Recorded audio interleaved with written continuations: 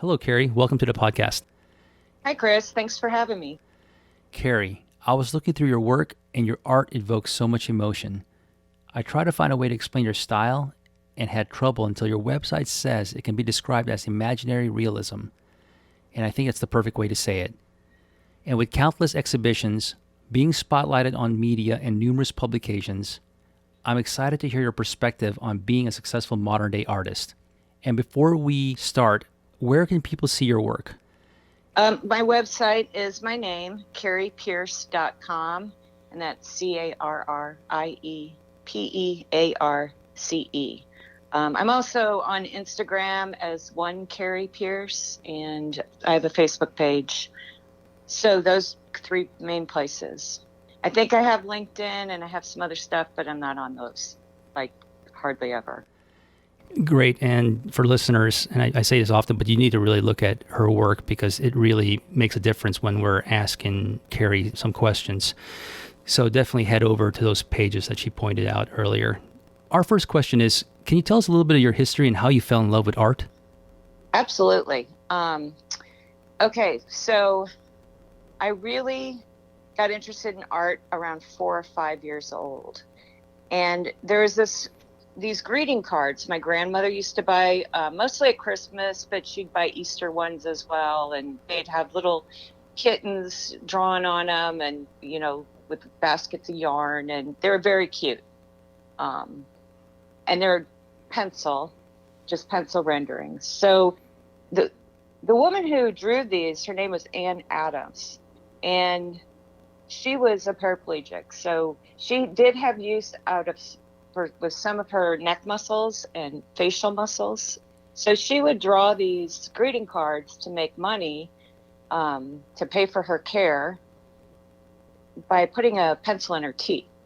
So when I was a child, this just amazed me because I'd sit there for hours trying to copy her drawings and I couldn't do it with my hand. And I would even try the occasional, well, maybe if I hold it in my mouth, it might work better. Not the case. She had a special tool that held the pencil in like a bite grip. So it's not that simple as just holding a pencil in your mouth.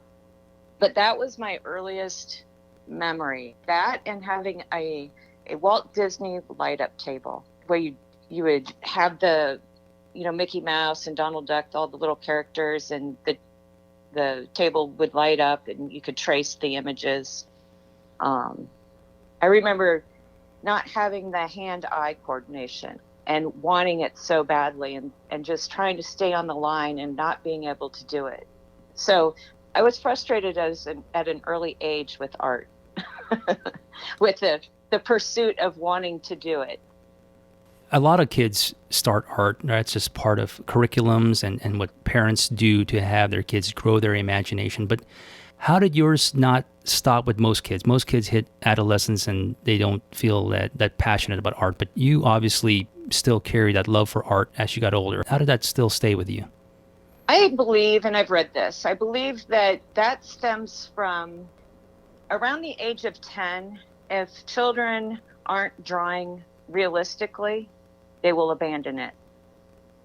So okay, that's just a statistic that if you can teach them some drawing skills on how to do it, if they're still interested, they will continue. But if they can have some sense of realism in their drawings, then they will keep it going. I taught children for quite some time. I had out at my studio. Oh, it's probably been 10 years since I've done that, but it was a lot of fun, just teaching them just some basic skills, how to draw a circle, a square, a straight line, and a curved line. And everything you see is made up of those things.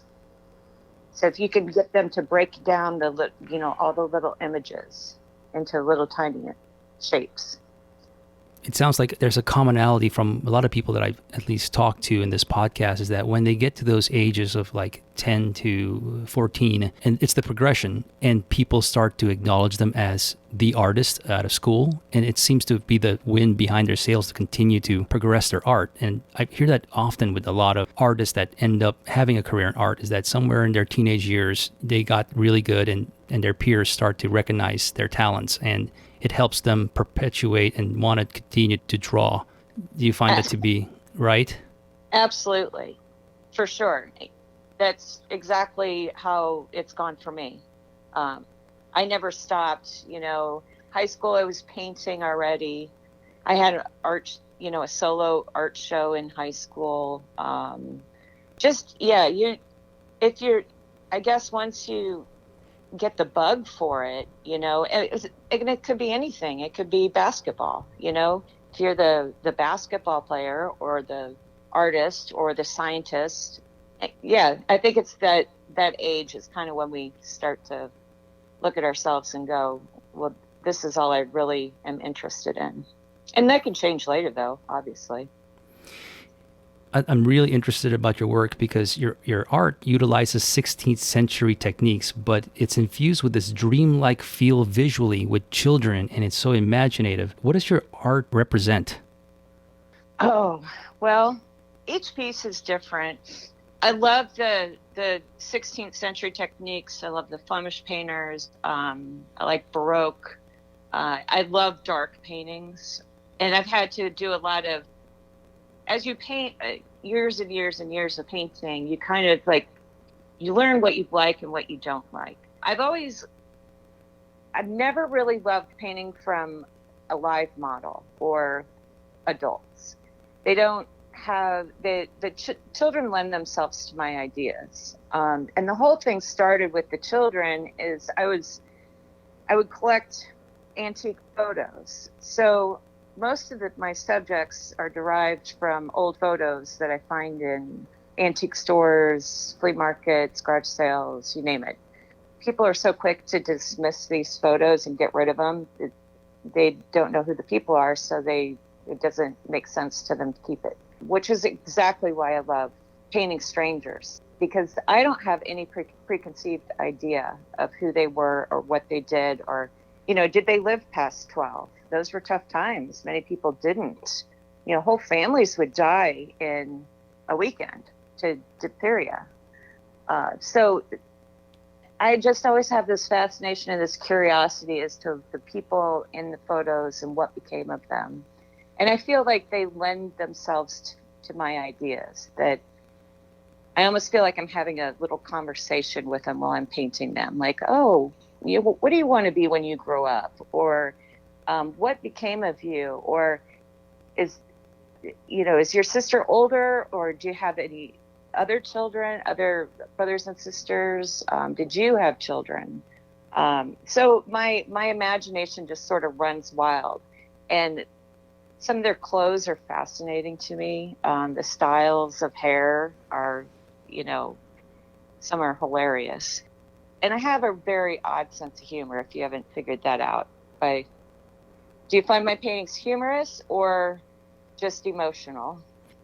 To me, as a person that likes art and views art, I really hold a lot of value on anything that, especially these days, that makes you stop and even pause, because it's difficult. We're oversaturated with sensory everywhere, from music and sound and ads everywhere. And looking at your work, I don't just stop at one. Like, I continue to look at all of them, and it makes me have a sense of who these children are and all the imaginative stuff that you have around them that's almost surreal. And even your depiction on their clothes, I wanted to ask you, my next question is your process, because even your clothes look like they're reference and they're real. Like, it comes from a real time period. And so even the research portion of it, I was wondering how that's done. And you mentioned the hairstyle. So can we dive into your creative process before you even start something? Most often I work stream of conscious. So, and this is where I call it imaginary realism, because something's in your mind's eye and you're trying to get it onto the canvas or the panel as realistically as you possibly can without seeing it. I have no color. I have no lighting. Most of these photos are completely overexposed or underexposed or washed out or torn. So I almost always start just with the face, the portraiture. My process. Do you want me to go like way into my process? Like I'm really curious about, for instance, there's these kids on swans that have an elephant blowing bubbles out of its trunk with butterflies inside of them and horses. And is this something you pre-planned, or is it, like you said, a steady stream of consciousness that when you're painting, you just happen at the moment say, I'm going to do this right now? I'm just curious on your process because it's just so Yeah, dynamic in these paintings. I don't know how much of these is pre-planned, how much sketch you do prior to even starting. hardly any really. It's one of those things. Like I couldn't. There's no way I could make it up before I painted it. Does that make sense? Yeah. Like it wouldn't occur to me to do that.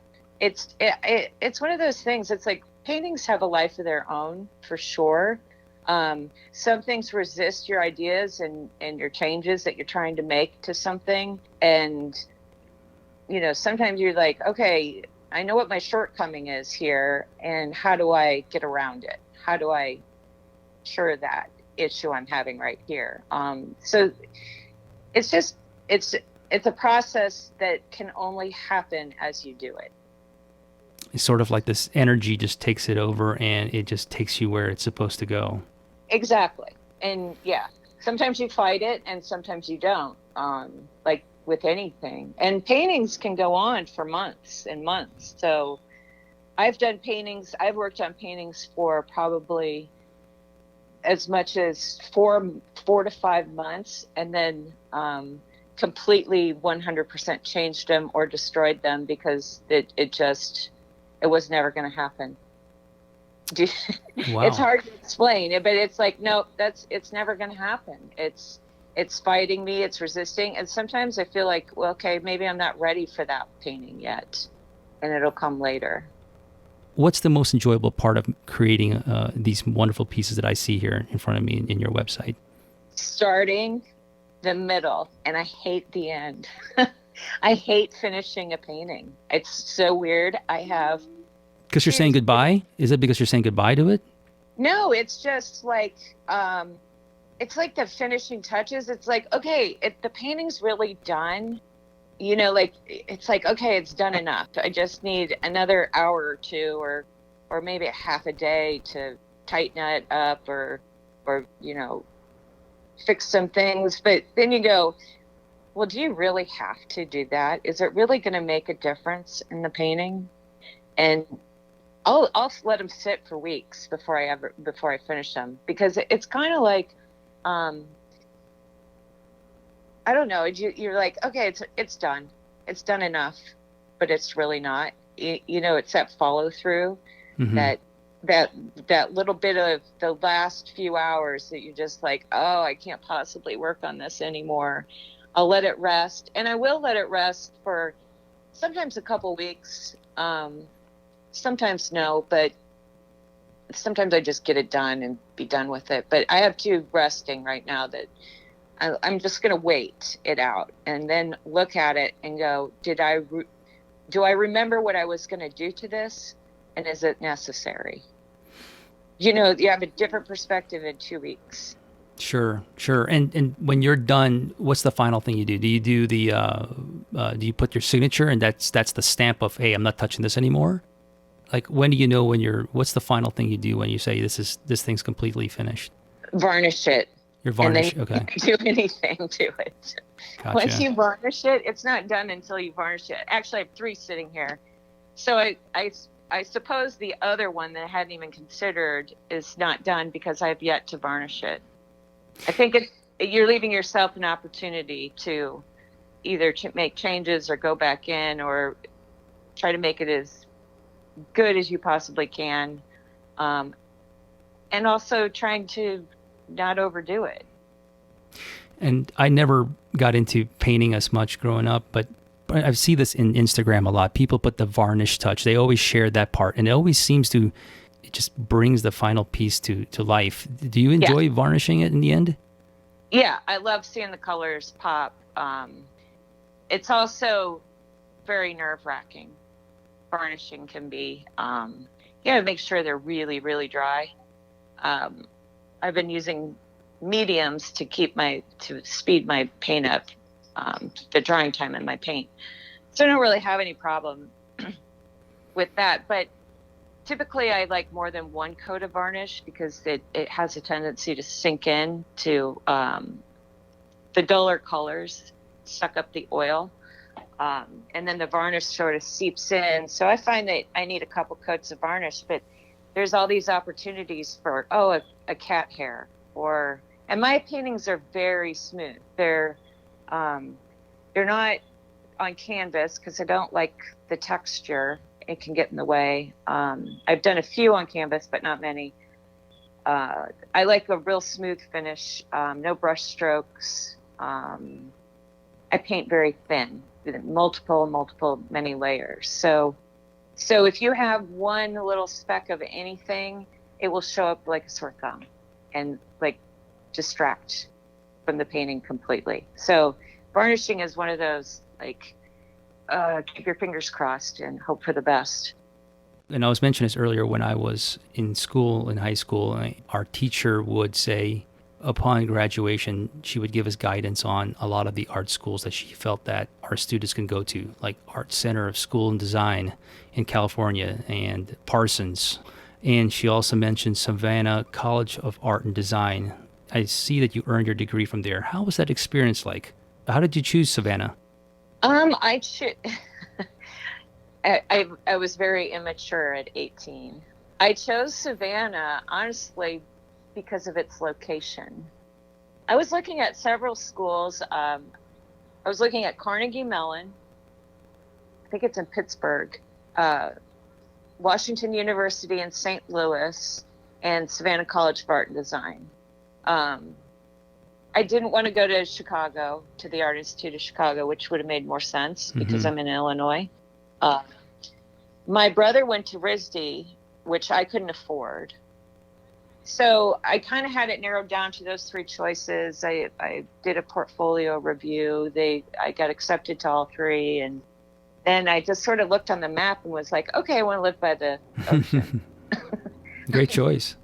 And that was it. It wasn't very easy to research colleges back then. It's not like you could Google them. So really, you just had to make phone calls and just ask other people's opinions.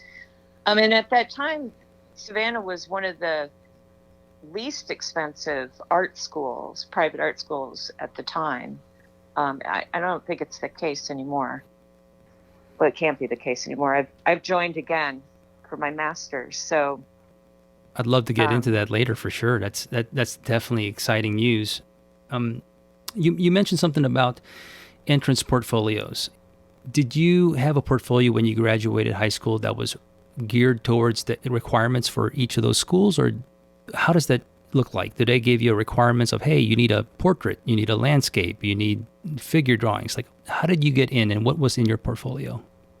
I did watercolor at that time. So I had watercolors of landscapes. I had watercolors of still lifes. I pretty much, besides doing the artwork that I did while I was in high school for my actual art classes, I took private lessons as well from Kay Smart. She was a architectural renderer, but beautiful watercolor painter. And so I painted on my own all the time. So I had a portfolio by the time I was 18.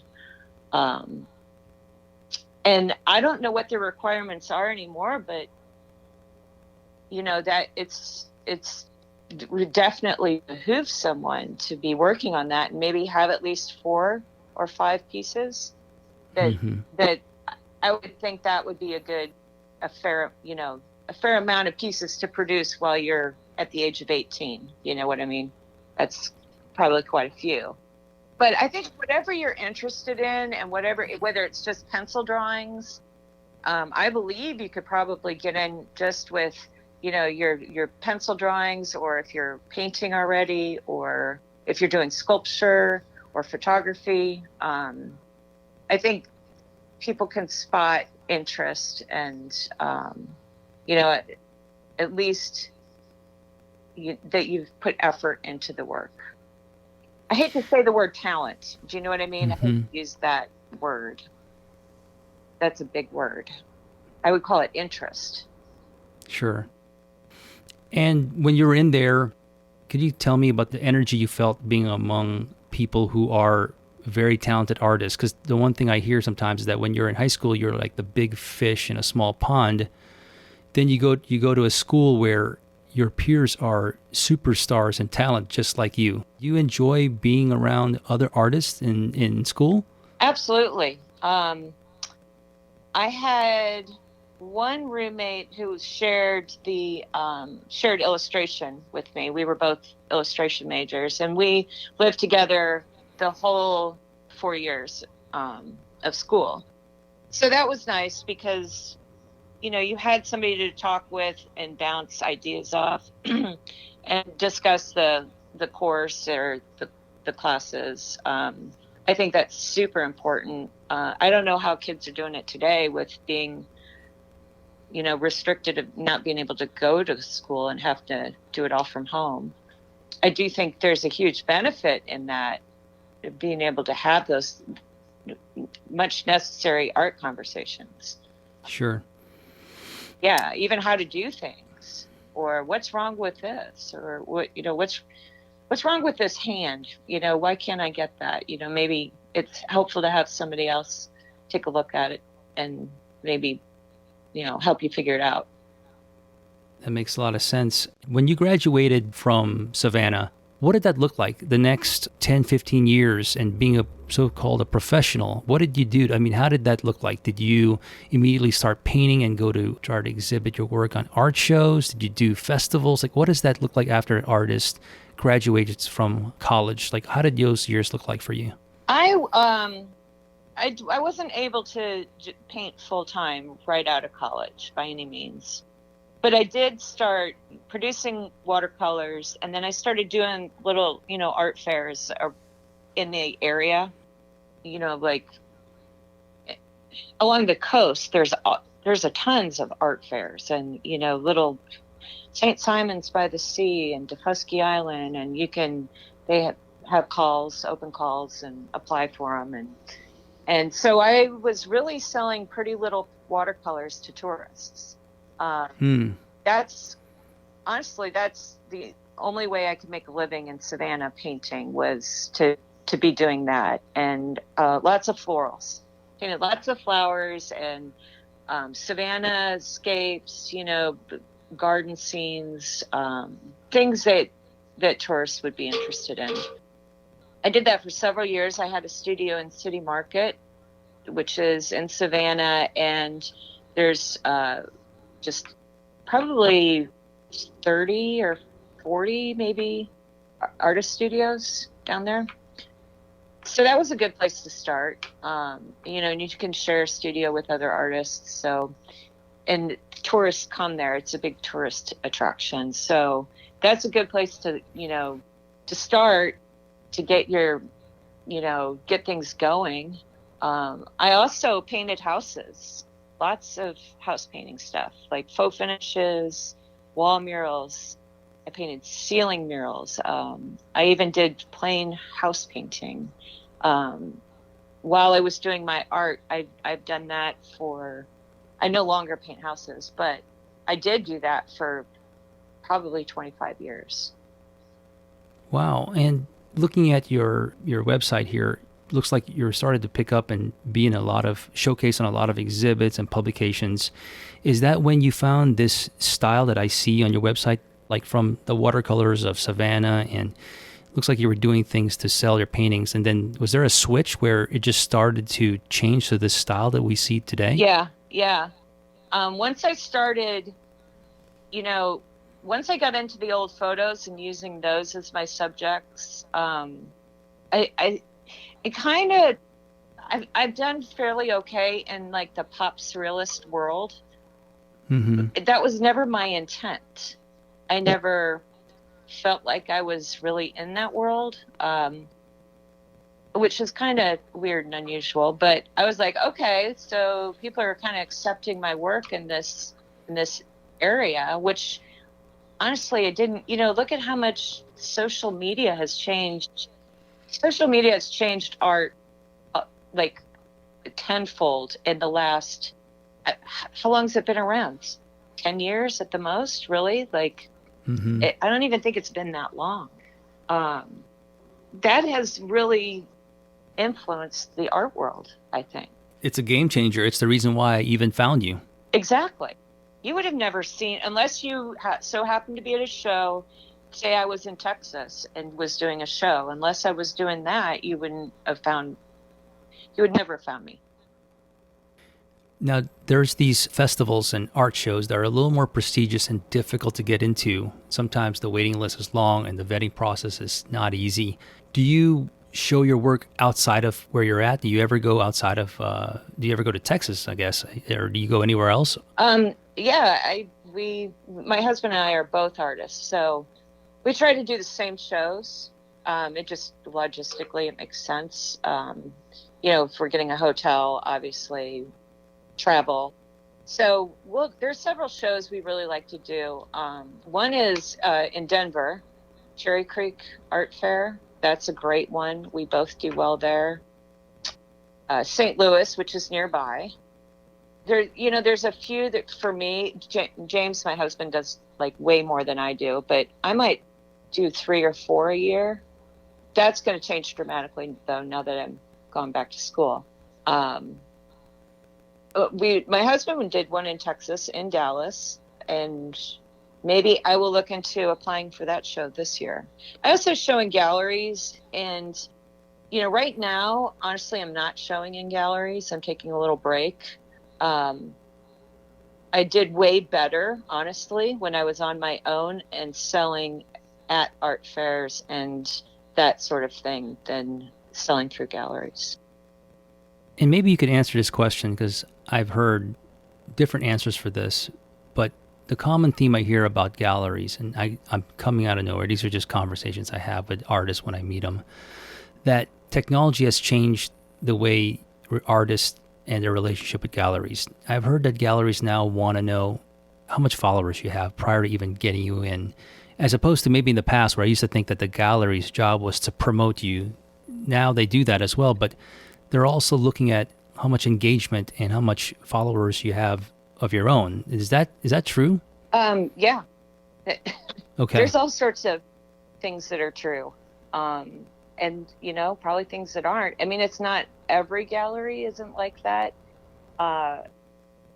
Galleries will follow people too, just to see if they're selling, and then ask them, and then want half of everything, whether they sell it or someone else sells it. Mm-hmm. I kind of had it up to my eyeballs with all of that. If say I want to make $50,000 this year, I have to sell $100,000 in paintings. Oh, that makes sense. The math, right? Yeah. Through a gallery. Yeah. So let's say I have, a bunch of social media followers, and I have people approach me about buying paintings on there. I think I should be able to sell that painting on my own because it had nothing to do with the gallery. But oftentimes the gallery still they want you to run every sale through them, which I disagree with. Let me understand it right. So if you have a particular painting that's represented by a gallery and you have it on your social media site and there's an interest of somebody buying it that found your work on your social media site, you can't obviously straight up sell it to that interested buyer. You'd have to go back to the gallery and let them know. Absolutely, which is fair. Sure. I mean, to me, that is fair. Whoever has the painting should get paid for the painting, is my belief. So if a gallery has a painting and they're showing it and someone suddenly is interested, yes, you have to pass that on to the gallery. But what if it's still in my house and no gallery is showing it? That makes sense. And congratulations to even having galleries represent you. I know for some artists that's like a major goal for them is to have a gallery represent them. And the other goal I always hear about is like a solo exhibit. That's their dream, to have somebody interested in their work to do a show.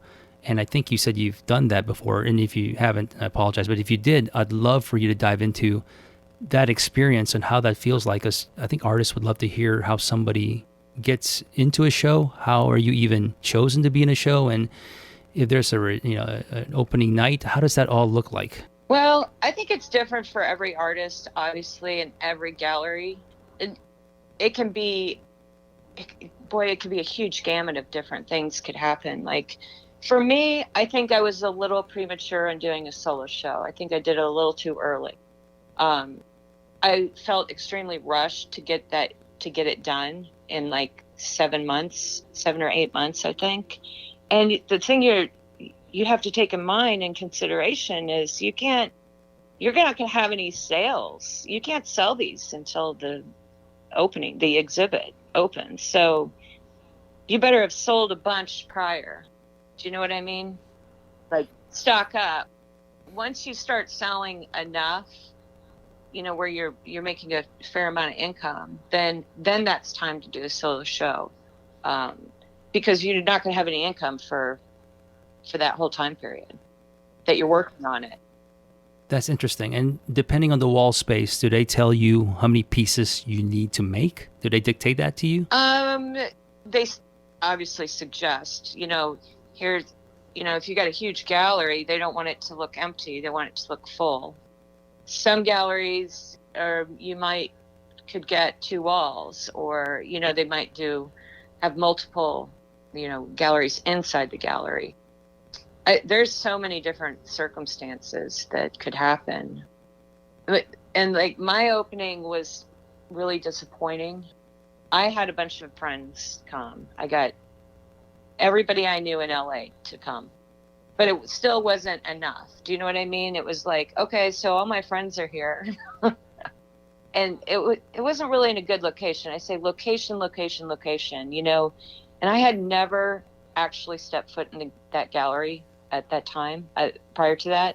So I do think it's a really good idea, if you're going to spend that much time and energy, that you absolutely have to go visit the gallery just to make sure you know what you're dealing with. Because if it's in a sketchy part of town, you're not going to get traffic. That's interesting. I've heard an artist tell me this once, that I was working at a hardware store and he was there and he was building his own, I guess, frame for his canvases. I'm guessing that's what he's doing. During our conversation, and this is when I was in my 20s, he said that he was a struggling artist, but then he found 2 or 3 really rich people who just fell in love with his work and bought a couple pieces, and then a couple of his friends, the people that purchased it, I think they were doctors, and some of his friends saw their work in his wall and said, who is that artist? And they passed the name, and all of a sudden he had like 5 or 6 dedicated buyers that always bought his pieces, and he made, it was a banner year for him. He made a lot of money. Does that happen? Is that a typical? Yeah. Do you find that you have people who are your regulars? Yeah, you have your collectors, and most of my paintings are pretty small. So there's room for people to have more than one. It's not like these are, 20-foot giant, enormous paintings. They might be in 9 inches by 12 inches. So yeah, you build collectors, and they will typically buy, maybe one a year. I've had people buy 3 at a time, which is amazing. I love it when that happens. It doesn't happen very often, but they might buy 1 a year. They might buy, 1 and then wait a year and then buy 2. You just don't know what, they might redo their house. They might move. A lot of collectors, when they start getting older, though, they don't collect as much. So there's sort of a sweet spot in there with age groups. Some keep buying, and a lot of people, I almost feel like once they hit 65, 70, like pull back the reins a little bit. Sure. And those people who are your frequent buyers, do they get like special first look at your work before you release it to the public? Like, do you say, hey, since you guys bought from me before, let me shoot you guys the things that are, oh yeah, okay, so you do that. Yeah, sure. I do. I had a show. Oh, I don't know. I guess it was 2 years ago, and we did 2 openings. And honestly, it was the best thing I ever did. It was so much fun. So we did the opening the night before for the collectors only. So you had to be a collector to be invited to that opening. And Wow. Okay. and then the next night we did a general public opening. Well, I think I sold everything the night before to the collector opening. Oh my goodness. Wow. And That's amazing. and then it's like, okay, so then, people want to come to that opening. Do you know what I mean? So then if collector, Absolutely. then guess what? Next time we do that, you get invited. Wow, that's something I didn't even know happened. So thank you for that answer. That's very informative. Let me ask you a couple more questions here because we're near the end. You mentioned your husband's an artist. Yeah. That has to be a dynamic that I'd love to hear about. 2 artists living at the same home. Do you guys bounce ideas off each other? Do you get his critique on what you're working on? Do you critique his work? How does that look like? We talk every single night about art because that's our job. So, James will tell me what he's working on, and he makes fine furniture, so he's a woodworker. So his shop is not at the house. He's got a huge workspace that he rents. So he makes furniture and I do paintings. So we're 2 completely different things, but so much of being an artist relates, whether you're a painter or a sculptor. I mean, you have the business aspect, you have promotional things that we talk about. We talk about websites. We talk about how we're going to sell our work. We talk about, do you like this? Do you not like this? Or I might get an idea for a piece of furniture, probably for my house. It's a little bit like the cobbler's children don't have any shoes. Yeah. Actually, right now we have a ton of furniture in the house because he can't show his work. Neither one of us can. With COVID, all the art fairs are shut down because we have to wait for a vaccine before there can be 50,000 people. And many of these art fairs are 300,000 people come through. Yeah. So anyway, I got sidetracked. No, that's I'm just picturing the dynamic of asking your husband and he asking of you just your opinions, and that has to be so valuable and exciting. Let me ask you about the industry. You mentioned it earlier. If there's anything you could change about the industry, what would it be? It would be, I'm seeing many, many, many galleries going out of business. I think it's archaic way of doing business. I think 50% is too high. I'm probably going to get a lot of enemies with this whole statement, but I wish that they would start to reconsider their rules, so to speak. It used to be when a gallery was representing you that they would pay for all the framing, all the shipping, pay your hotel, your flight, bring clients to you. And to me, it's kind of going the other way around now. I'm bringing people to them. They're not paying for half the stuff that they should be. And there's a lot of shady ones out there that'll rip you off. They'll sell it for twice as much and pay you based on what you told them to sell it for. So I've gotten, screwed that way several times with a gallery on the East Coast. I'm not going to mention names. They're not even in business anymore, actually. But yeah, she sent me back some paintings that hadn't sold, and I looked at the back, and there were price tags that were twice as much as what I told her. And then guess what I've been getting paid on? That's all I can assume is that I was getting paid on what that's what I was getting paid on is what I asked. So basically I was getting 25%. Wow, that's interesting. It's horrible. It's terrible. So I wish that the art market, I wish that there were more shows for independent artists to, I kind of feel like I was doing better as an independent artist and traveling the country and doing art fairs. I was doing better. I was making more money doing that and gaining more clients. So I do wish that there were more fine art fairs available for painters. My husband, being in the craft market, fine craft, there's tons of fine craft shows, like museum shows, high quality shows, the Philadelphia Museum of Art. There's one in Baltimore. So he goes to these big shows and he does killer, but guess what? They don't allow any two-dimensional work in because the 2D people screwed it up a long time ago and they started creating 3D shows for all the people that were left out of the galleries. So it's an interesting turn. This conversation has been so insightful for me. Just some of this insight is very valuable. Let me ask you my final question. What is next for you? Well, as you know, I told you I started school this week. So Congratulations. I'm so, you have no idea how excited about this I am. I mean, like, I got my, I didn't go out and buy a backpack. That wasn't necessary. But, I've got all my notebooks. It's so much fun to do school at 50 than it is 18. I'll tell you. I am so interested in the subject.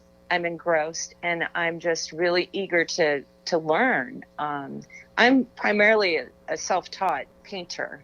I was illustration for my bachelor's. So everything I know about painting, I've had to teach myself because I basically did all my illustration in watercolor, which is a form of painting, but oil painting is a way different ballgame. So, with COVID, I really felt like the rug was pulled out from under my feet. And I really was, I don't know if depressed is a good word as much as terrified. So I thought long and hard about it. And I was like, well, I kind of need to shit or get off the pot. And I want to take my work to the next level. And I want to compete at a higher level. And I want to be a relevant artist.